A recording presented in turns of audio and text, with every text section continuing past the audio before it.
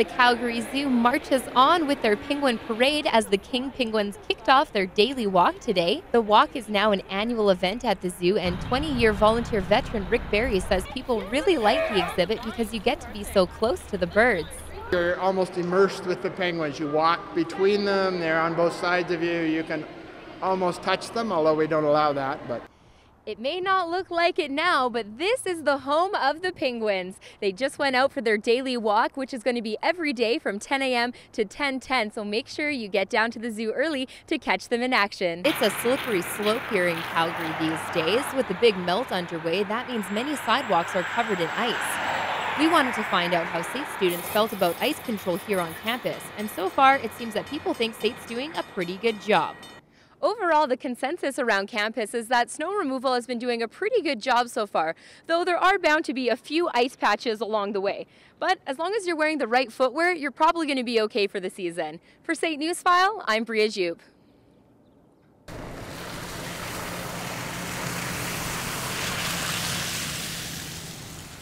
Since the ice started melting, it's been puddling, pooling, and causing overall havoc for many residents in Calgary. Even though the June floods are behind us, some residents are fearful the water along the Bow River will rise again too high. With what seemed like a never-ending cold snap, the ice is finally beginning to melt, and residents of this Sunnyside community are worried about potential flooding happening again. Now, the fire department did say that they still will be handling some emergency flooding, but that the city's water services will be handling the majority of the extractions. For SAIT Newsfile, I'm Bria Jupe. With so many places wanting to take your money around town and even on campus, it's hard being a student and not getting caught up on the crazy spending train. That's why the Chinook Lodge took it upon itself to help students get on track and ready for the real world. Don't worry if you missed out on this money management workshop. The Chinook Lodge is going to be hosting another one every Wednesday from 3:30 to 5:30. For SAIT Newsfile, I'm Bria Jupe. Whether you're a student or a part of the everyday workforce, it seems everyone has a reason to hop the train and climb aboard. Calgary Transit ridership numbers are up 12%. With the economic growth spurt our city has seen, many commuters are turning to Calgary Transit to get them to where they need to be. High-priced downtown parking isn't so appealing, especially for students on a budget, so Calgary Transit is expanding their stations to accommodate the growing numbers. And it's $45,000 that Alberta Premier Alison Redford had to return to the government coffers for her travel expenses. Money many Calgarians say she should have never spent. Following Nelson Mandela's funeral, Alberta taxpayers were left with quite the task of paying back the $45,000 it took to get Alison Redford over to Africa. Now Redford says she will be paying it back, but some say it's a little too late. For SAIT Newsfile, I'm Bria Jupe. Harding isn't the only one putting off getting in his exercise. Many people come up with all kinds of excuses not to get in shape, says motivational speaker and professional weightlifter Clay Bruno. Bruno has developed the Get Fit Challenge to stimulate Aboriginals specifically to start to lose some weight.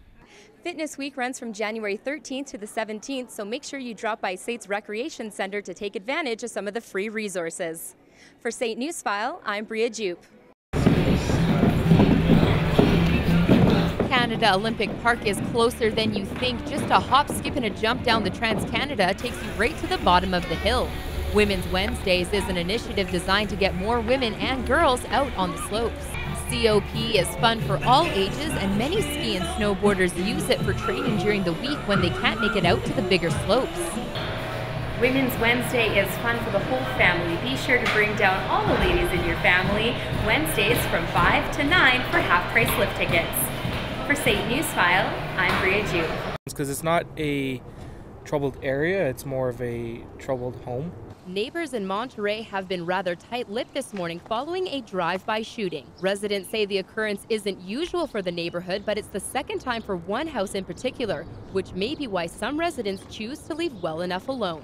It's a little bit worrying. I've been around here for so long that when I was younger and around this neighborhood, I was by myself all the time, riding my bike, playing with the other kids. And I've noticed as the years come on, everybody's inside now. Shortly after 2 o'clock this morning, actually about 2:15 in the 0 to 100 block of Dalray Crescent Northeast, we got calls from a number of different sources of shots being fired in the area. So our units responded to the area. They were able to identify a house that had several bullet holes in it. The officers in the area did confirm that this was the same house that was attacked back in May of 2012, similar type of attack with shots fired.